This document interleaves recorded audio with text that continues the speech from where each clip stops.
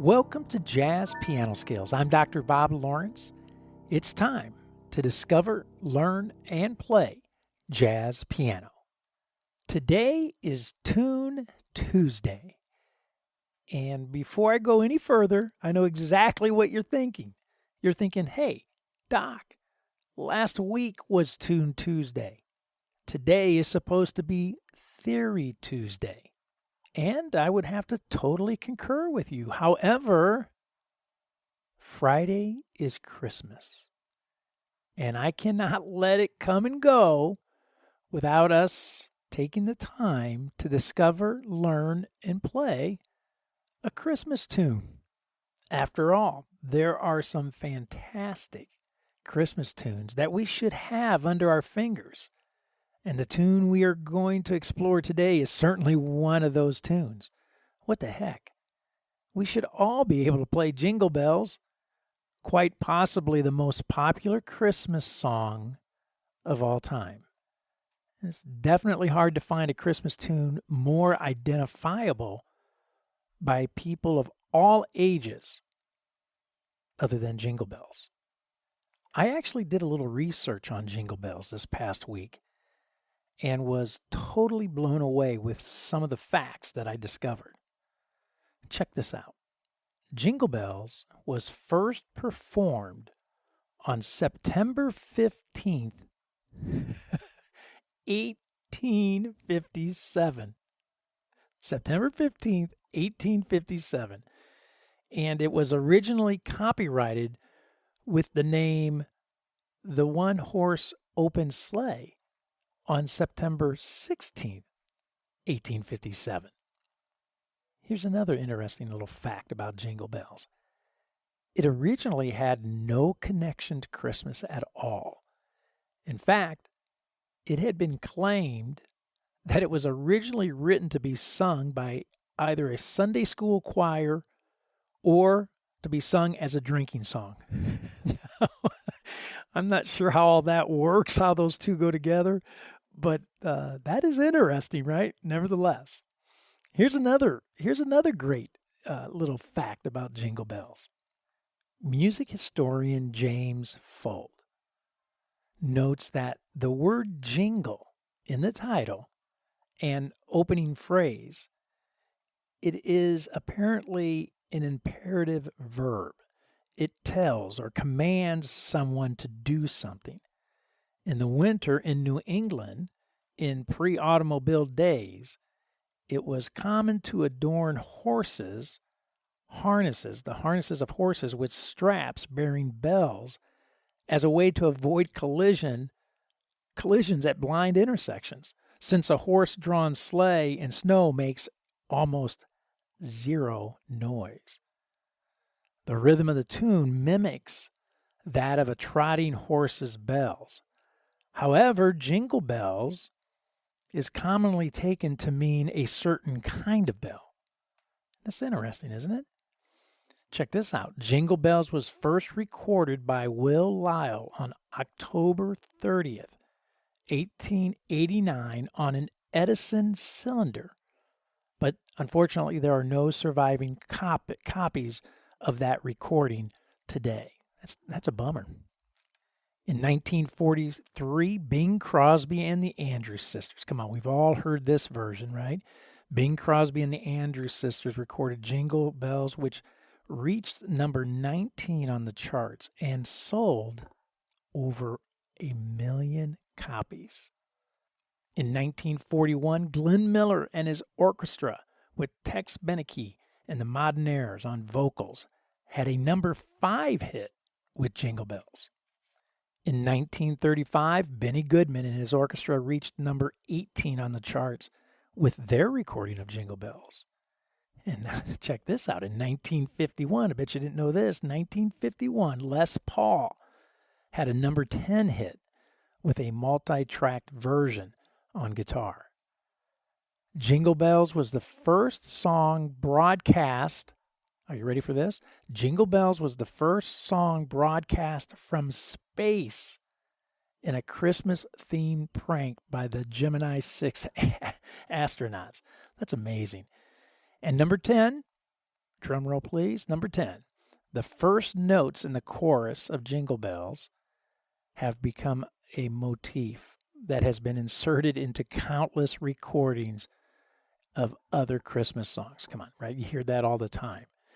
White Christmas starting with Jingle Bells or ending with Jingle Bells. Have Yourself a Merry Little Christmas starting with Jingle Bells or ending with Jingle Bells, right? You hear that little motif, that little quote all over the place. With all of that being said, I thought it would be great fun today to look at Jingle Bells, to see what we can do to spruce up this Christmas classic by adding a significant jazz facelift to the standard chord changes, which are pretty basic, right? They're pretty much 1, 4, and 5. So let's see what we can do today with these chord changes to give it a little jazz upgrade, if you will. But before we jump in to discover, learn, and play Jingle Bells, I want to take a second here at the beginning of this jazz piano lesson to personally invite all new first-time listeners and old-timers to join Jazz Piano Skills. Simply go to JazzPianoSkills.com, select a membership plan, click on the join link, and welcome to the family. It's that easy. As a Jazz Piano Skills member, you will have instant and full access to all of the educational content, resources, and support. Educational content and resources that are continually growing each and every week. Here's what you can immediately access and begin using to maximize your musical growth. Number 1, all of the educational podcast guides, the illustrations, the lead sheets, the play-alongs, the interactive courses, which are they make up a sequential jazz piano curriculum, a self-paced jazz piano curriculum. Number 3, you have access to the weekly masterclass that I host every week live for 1 hour online on Thursday evenings, 8 p.m. Central Time. You will have access to the private community, skills-specific forums, course-specific forums. Plus, you receive personal and professional support whenever you need it, 24/7. I'm always around, always around, and always willing and happy to help you with any questions that you have regarding jazz and jazz piano. I say this every week because it's so important, and I simply cannot stress it enough. If you are indeed serious about developing the jazz piano skills needed for you to become an accomplished jazz pianist, then you should absolutely become a Jazz Piano Skills member and begin taking advantage of all of the educational content, the materials, the resources, and professional support. There are several membership plans to choose from, so you can definitely find one that is going to be a good fit for you. You can become a member for a month if you just simply want to try it out. There is also a quarterly membership plan, an annual membership plan, and there is even a lifetime membership plan. All plans, regardless of which one you choose, will grant you full access to all of the educational content, materials, resources, and professional support. Check everything out at JazzPianoSkills.com, and if you have any questions, let me know. I'm happy to spend time with you by phone, through SpeakPipe, email, to help you determine which Jazz Piano Skills membership plan is best for you. All right, let's dive into Tune Tuesday. Let's dive into Jingle Bells. Today you are going to discover the classic Christmas standard, Jingle Bells. You are going to learn how to modify the chord progression of Jingle Bells in a jazz tradition. And you are going to play Jingle Bells using various 2-5-1 progressions. So regardless of where you are in your jazz journey, a beginner, an intermediate player, an advanced player, or even if you are an experienced professional, you are going to find this Jazz Piano Skills podcast lesson exploring Jingle Bells to be very beneficial. To begin, I need all Jazz Piano Skills members right now to pause this episode and, as always, take a few minutes and print the podcast guides, the illustrations, and the lead sheets. Make sure your printer tray is loaded. There's quite a bit again this week to print. Always important to have these in front of you. As I stress every week as we go through the lesson, I always say that a picture is worth 1,000 words, right? As the old saying goes. And the illustrations and lead sheets, along with the play-alongs that I produce for each Jazz Piano Skills podcast episode, are designed specifically to illuminate various aspects of the essential jazz piano skills that we are about to explore. Okay, now that you have the podcast guides in front of you, I want to walk you through them. Let's begin, as always, with the illustrations. There are 13 keyboard illustrations, one for each chord, found in our reharmonization of Jingle Bells. With each one of the keyboard illustrations, I have mapped out the appropriate scale and arpeggio for each chord. I want you to notice that the scales, as always, I notate using the orange X's, right? And you'll also see that the arpeggios are marked with the green O's. So again, basically what you have in front of you, as I like to say, are the X's and O's of Jingle Bells. And not only that, you now have in your hands a viable blueprint to use, that you should use, absolutely use, for mapping out the chord, scale, arpeggio relationships of any tune that you are truly wanting to learn. Not just kind of know, but you truly want to learn. And I stress this all the time. There is a huge difference when it comes to tune study, which I think you already know. There's a huge difference between kind of memorizing the chord changes of a song and learning a tune. There's a huge difference.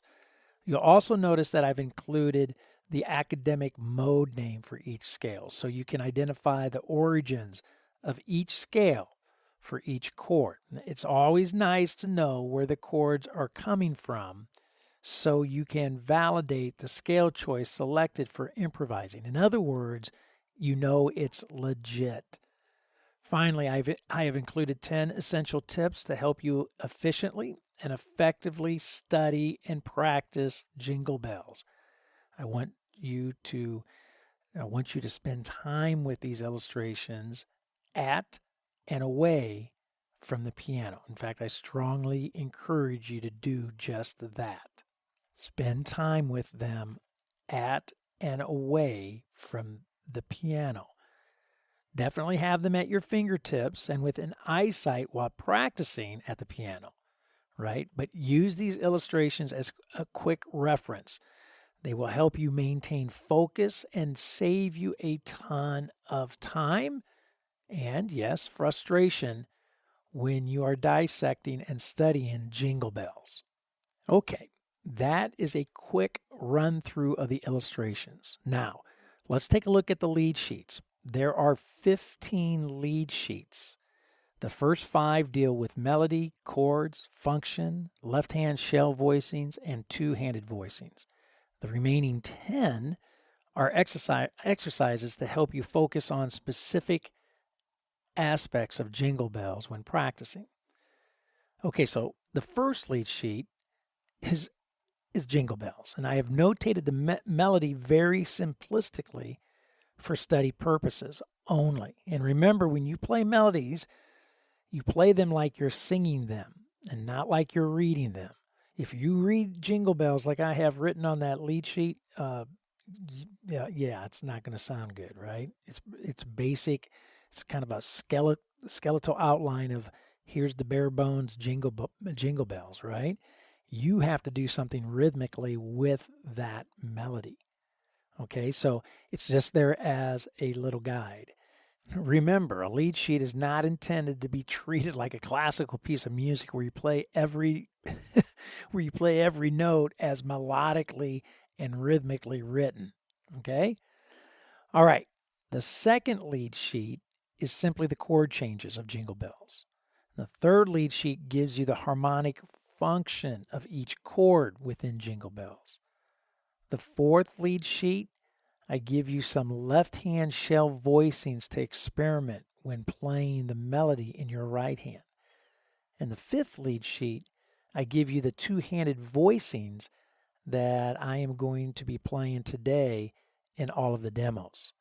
Spend time with these first 5 lead sheets, not only to help you learn Jingle Bells, but to help you begin formulating a legitimate process of truly studying and learning tunes.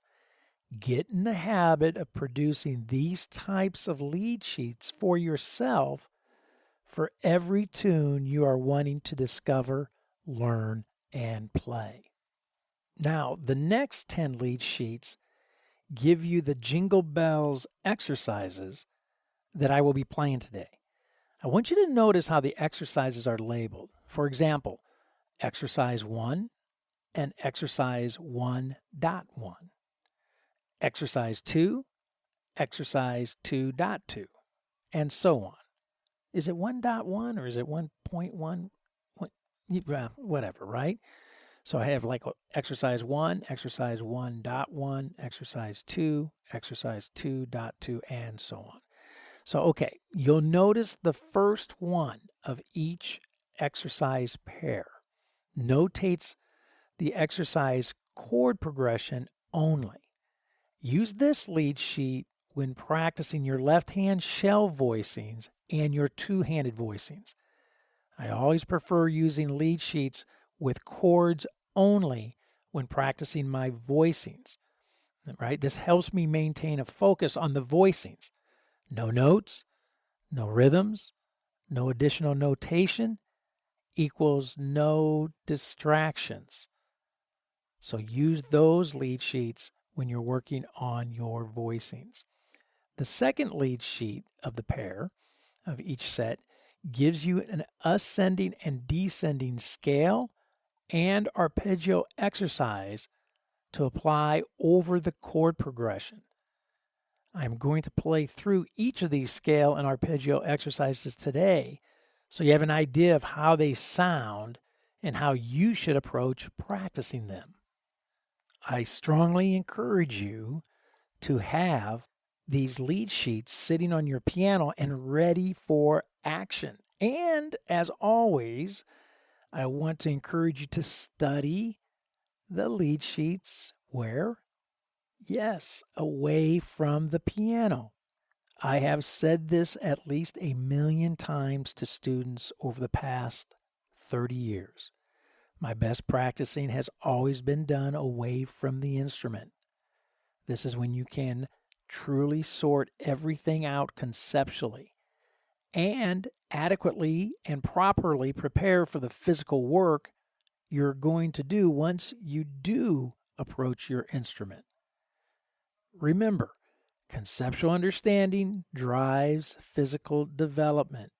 In short, you cannot play what you do not know. It's that simple.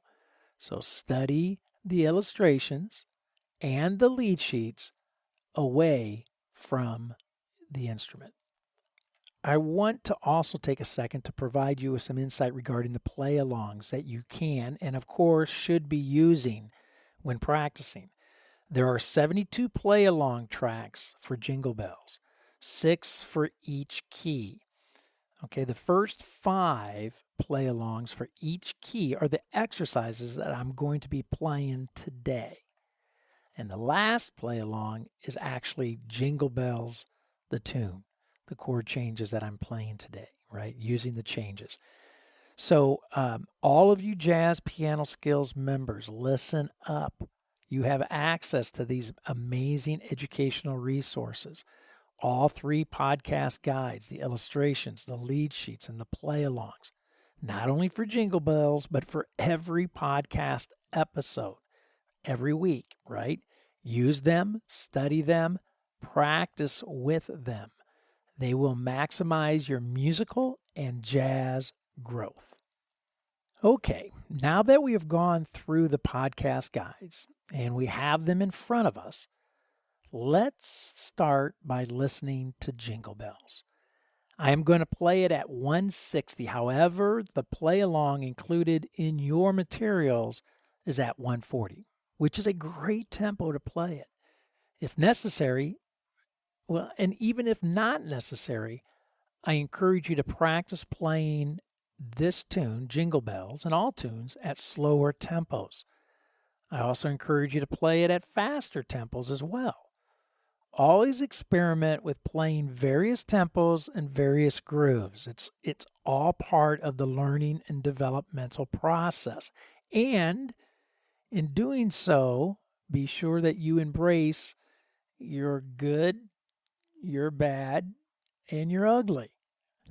Right? All three, I promise, all three will indeed occur. And it's fine. It's okay.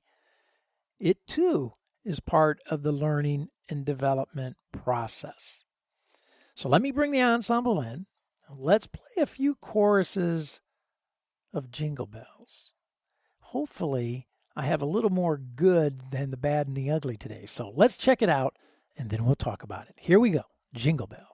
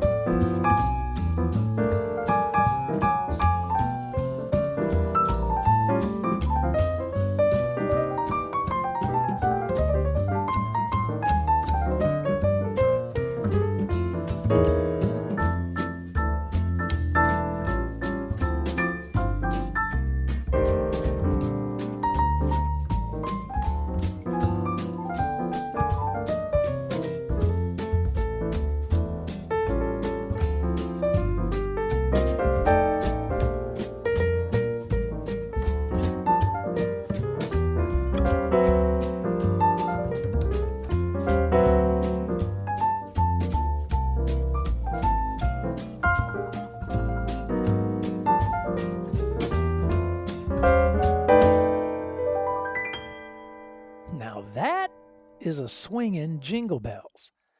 As you heard, I am just playing the chorus today, right? Just the Jingle Bells part, not the dashing through the snow part. Maybe we'll look at that. Maybe we'll look at that next Christmas, because there are some very cool reharmonizations we can do with that section as well. But today we are focusing on the 16 measure chorus. And as you also heard, I was playing a lot of chord changes, many more than just the 1, 4, and 5 chords. So the first thing we are going to do is unpack the changes, the progression, to see exactly what I am doing and why in the world does it sound so hip. And as we wade into the weeds today, I know you will have many questions pop up, which you should. And that is precisely why I am committed to providing all Jazz Piano Skills members immediate and unlimited and personal support.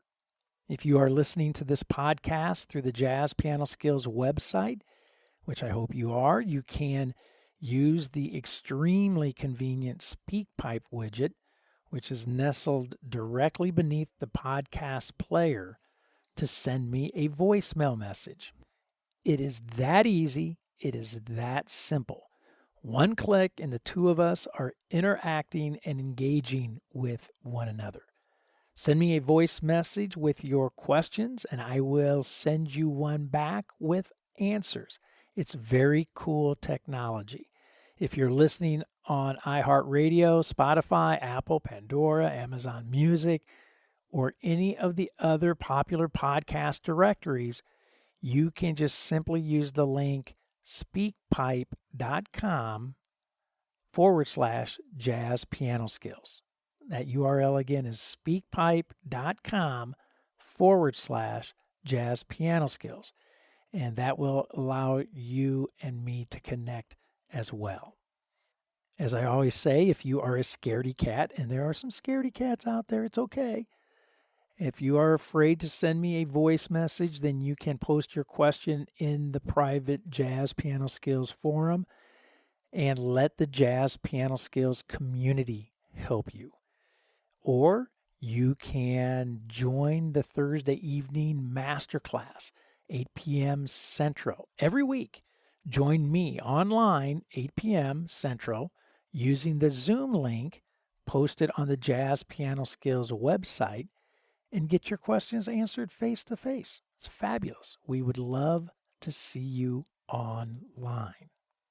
Bottom line, I provide you with so many ways to get help, so definitely take advantage of the opportunities. As you know, my entire goal is to provide you with the very best jazz piano lessons, the very best jazz piano educational materials, and the very best jazz piano support that's available anywhere today. Okay, grab lead sheet number 2, and let's go through these chord changes. We're in the key of F major. So as you can see, we begin with the F major chord and we end with the F major chord. The C7 at the end of the chorus with parentheses around it is played as a simple turnaround when repeating the form. You do not play that C7 if you are ending the tune. Simply play the F major at the end and you're done. Okay?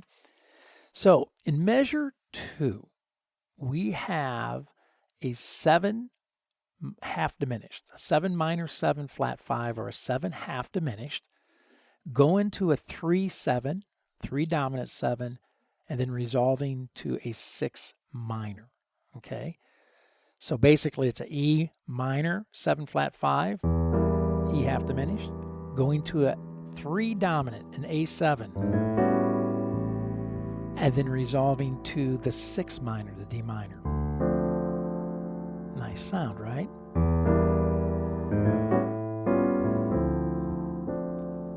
Great.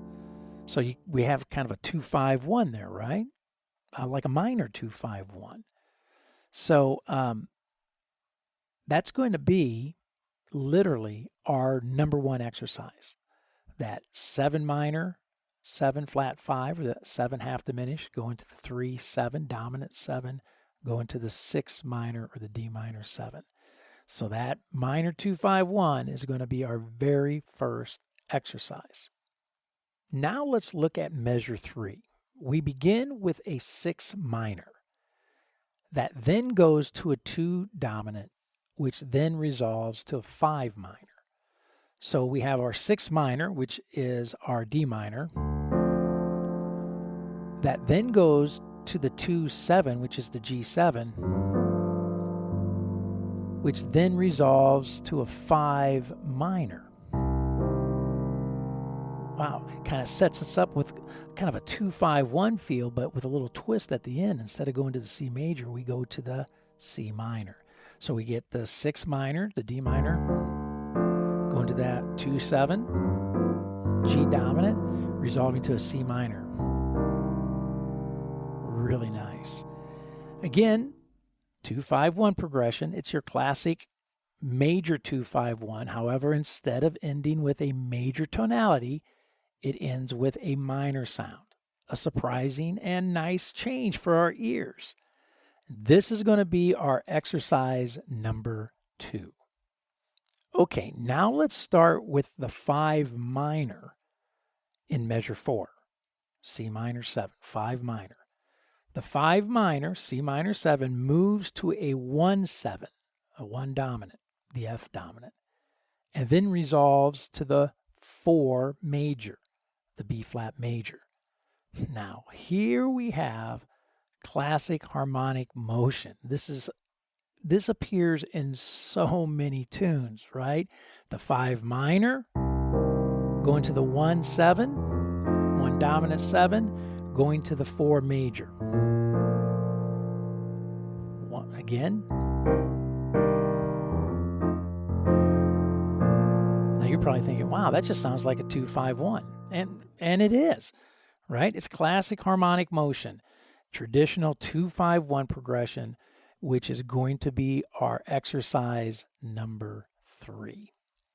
Just a quick side note. Do you notice how I'm always thinking in terms of function first, followed by the actual chord changes? The reason for this is because my ears want to hear relationships. My ears can retain relationships like 2-5-1.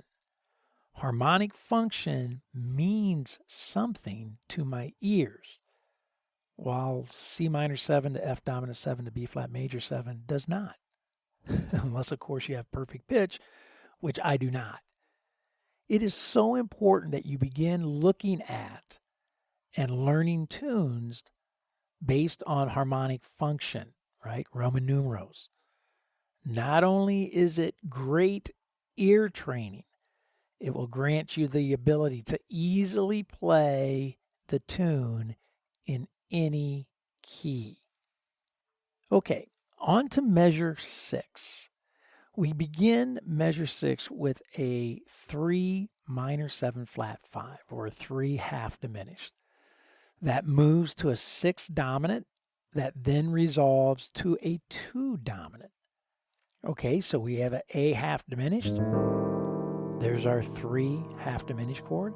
Moving to our 6 dominant, our D dominant, which is going to now resolve to a 2 dominant. Wow, different sound, right? A half diminished, D dominant, G dominant. Again, 3 half diminished, going to a 6 dominant, going to a 2 dominant. Another 2-5-1 relationship that begins as a traditional minor 2-5. However, the 1 is a dominant tonality. Another surprise resolution for our ears. This is going to be our exercise number 4. Finally, look at measure 8. It begins with the 2 minor chord, G minor, which is going to take us to the 5 chord, C dominant, which is going to resolve to the 1 chord, F major. Our classic 2-5-1 within the key, right? G minor, C7, F major. Finally, and this is going to be our exercise number 5. The rest of the course, the last 8 measures, repeats this entire series of 2-5-1 movement. How cool is this? 5. Count them. 5 2-5-1 progressions within 8 measures of music, repeated twice. Who knew Jingle Bells was so hip? You just simply wouldn't expect something this hip coming from Jingle Bells, would you? You certainly would have no problem discovering something this hip in, say, I don't know, a Charlie Parker tune like Confirmation, but not Jingle Bells. Some of you might be thinking, wait a minute, I know this progression. I've heard this progression before. It is Charlie Parker's Confirmation. To which I would reply, you are correct.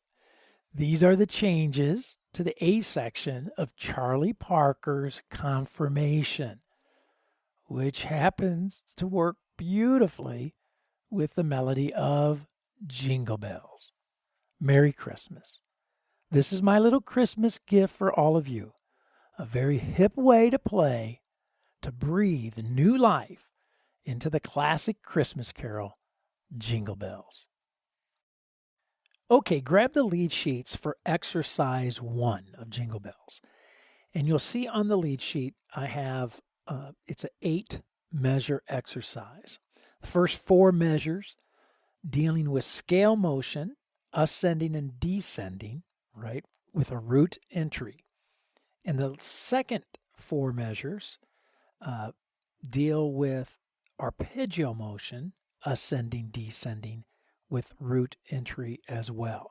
I want you to notice a little notation I put there on measures 3 and 4 and measures 7 and 8.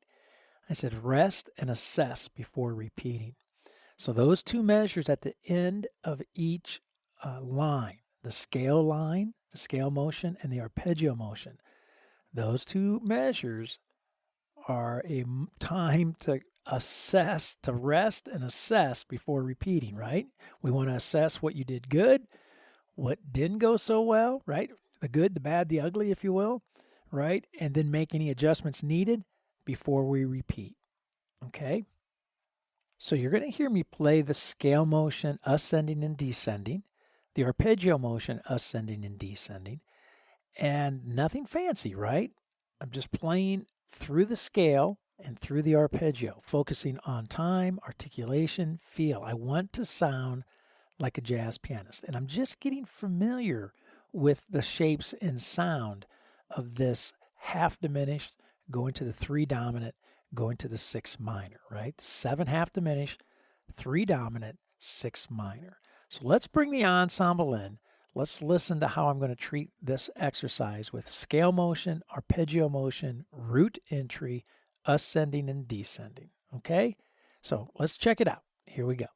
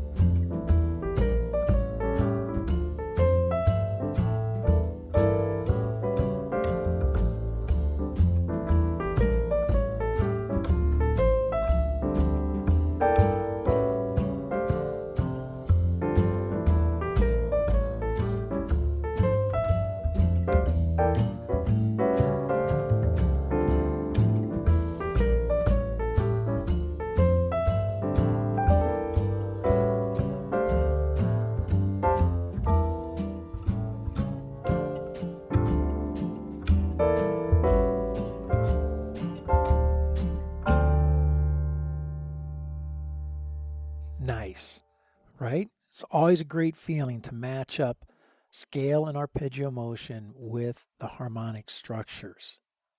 It's a great feeling. Before you try to improvise, before you try to do anything creative with it, make sure we have scale and arpeggio motion matched up with the harmony. The 2 measures at the end of each line that I mentioned, I utilize that time to rest and assess. I also utilize that time to play my voicings, my 2-handed voicings, right? Trying to put it all together. So that's exercise 1. So now you kind of got an idea of the format here, the structure, how the other remaining 4 exercises are going to go. I'm going to utilize the exact same process for each exercise. So now grab lead sheets for exercise number 2, okay? Now we're dealing with the 6 minor 7, going to the 2 dominant 7, going to the 5 minor 7. D minor 7, G7, C minor 7. And again, I have my scale motion for the first 2 measures, ascending and descending, followed by 2 measures of rest and assess before repeating. And then on the second line, I have 2 measures of arpeggio motion, ascending and descending with a root entry, followed by 2 measures of rest and assess before repeating. So I'm going to apply the exact same formulaic process to this progression, to this exercise. So let's bring the ensemble in and let's check it out. Again, this is going to be a tempo of 120. All the exercises, by the way, in the play along tracks are at 120. Okay, so let's bring the ensemble in. Let's check it out. I want to focus on sounding like a jazz pianist. I want good feel, good time, good articulation. Here we go.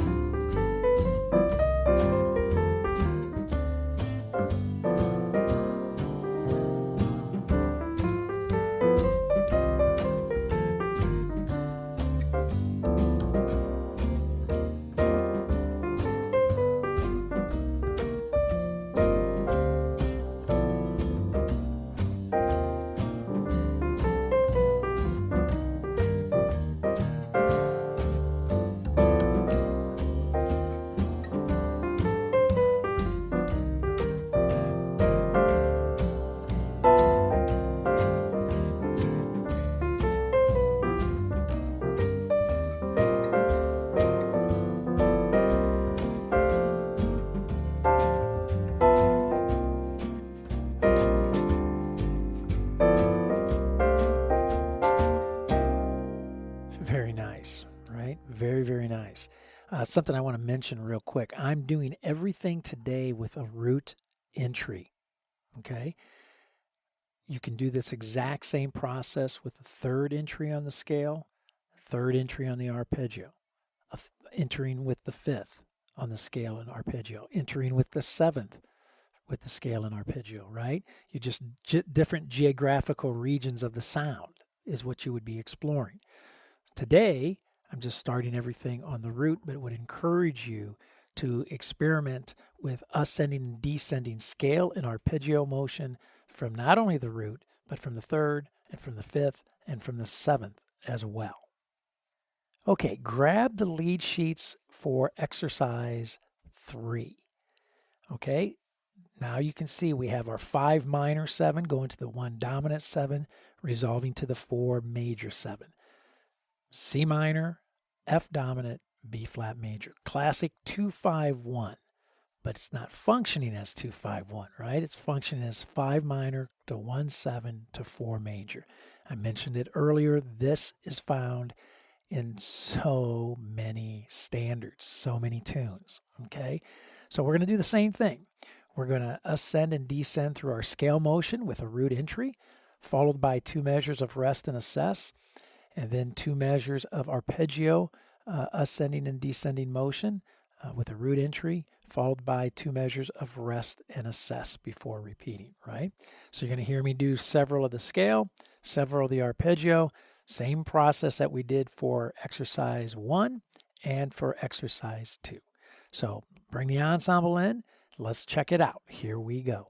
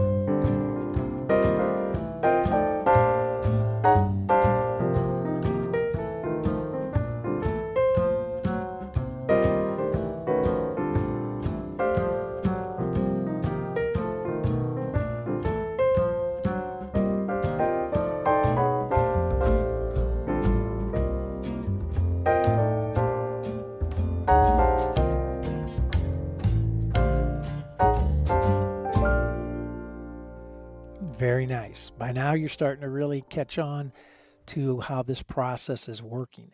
I just mentioned how important it is to explore different geographical regions of the sound from the root, launching from the root, from the third, from the fifth, and from the seventh. All the first several courses that I have in the Jazz Piano Skills curriculums deals with the seventh sound, the ninth, the 11th, and 13th, where the whole point of the course is to help you explore major, dominant, minor, half diminished, and diminished sound from these various entry points, right? These courses make up a sequential curriculum that use a self-paced format to help you thoroughly study the essential jazz piano skills that you need to command in order to become an accomplished jazz pianist, such as the ability to play through entire sound from root to 13th. So check out the Jazz Piano Skills courses when you have a chance. As Jazz Piano Skills members, you have full access to use those courses, to use the detailed instruction and illustrations, to listen to the in-depth educational talks, the interactive learning media, access to traditional guides and worksheets. There are high-definition video demonstrations of me playing in all 12 keys, the various skills, play-along tracks, lead sheets, and of course, professional and personal educational support as well.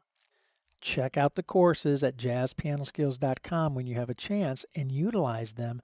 They will help you explore sound, especially courses 3, 4, 5, and 6.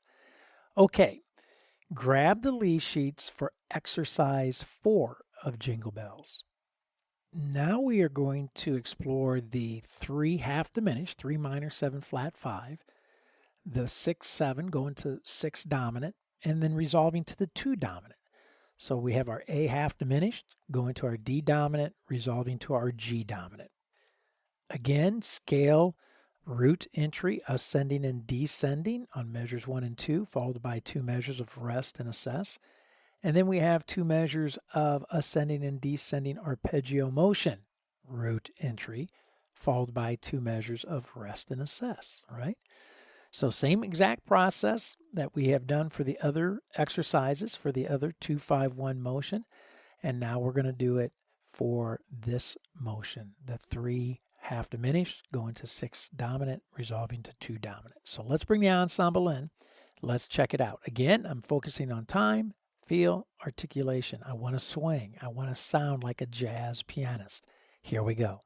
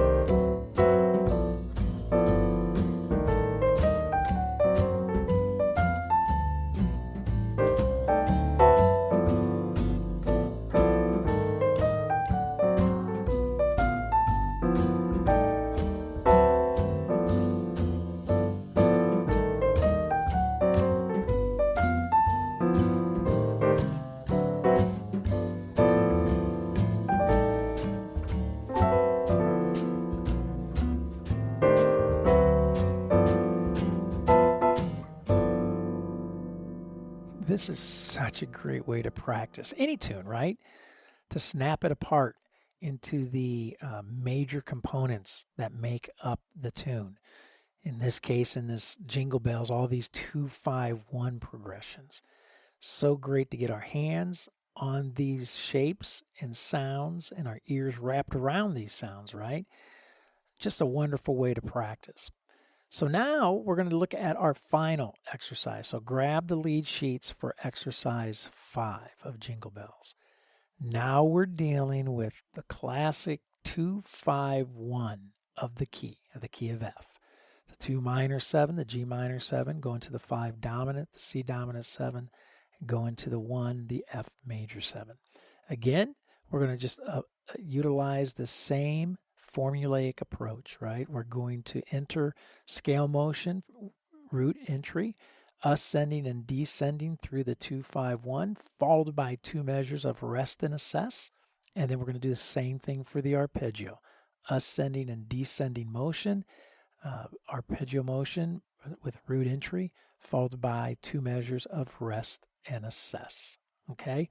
One thing I do want to mention before we listen to this very last exercise, if you've noticed on all of these, and it will visually jump out at you when you look at the lead sheets. My ascending and descending motion, right? When I begin my descending motion, I always begin on the descending side of the line.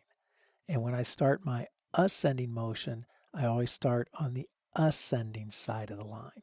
And you'll see that when you look at the lead sheet, right? So like in this example in exercise 5, right, I start on the G minor, G entry. I'm going to do the arpeggio. So I'm up to that F. I start my descent, and I start my descent on the descending side for that C7. So I'm on the E. Now I'm going to go up my F major 7, so I'm going to start my ascent on the ascending side of the G, right? Okay, so I get this.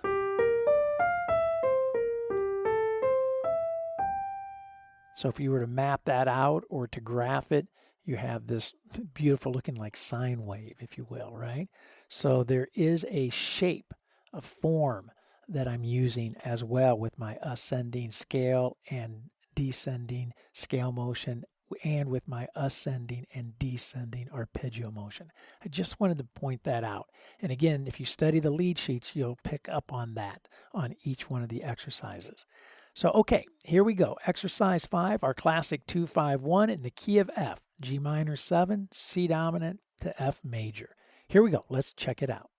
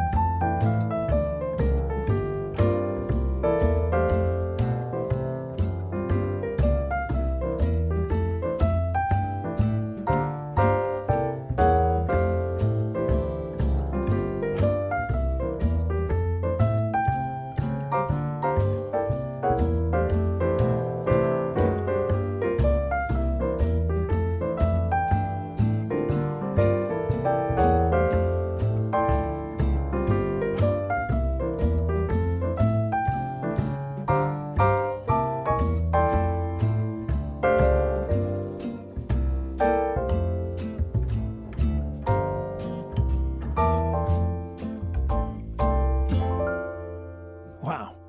Have we covered a lot of ground in a very short period of time? And again, if you have questions over any of today's lesson, over the various 2-5-1 patterns that are found within our Jingle Bells or Charlie Parker's confirmation, any questions over those patterns and the motion, by all means, please reach out to me. I'm happy to help and answer any questions that you may have. But what a great tune, a Christmas classic. And I hope you have found this Jazz Piano Skills podcast lesson exploring Jingle Bells to be insightful and, of course, beneficial. Just a reminder, no master class this week. Thursday is Christmas Eve.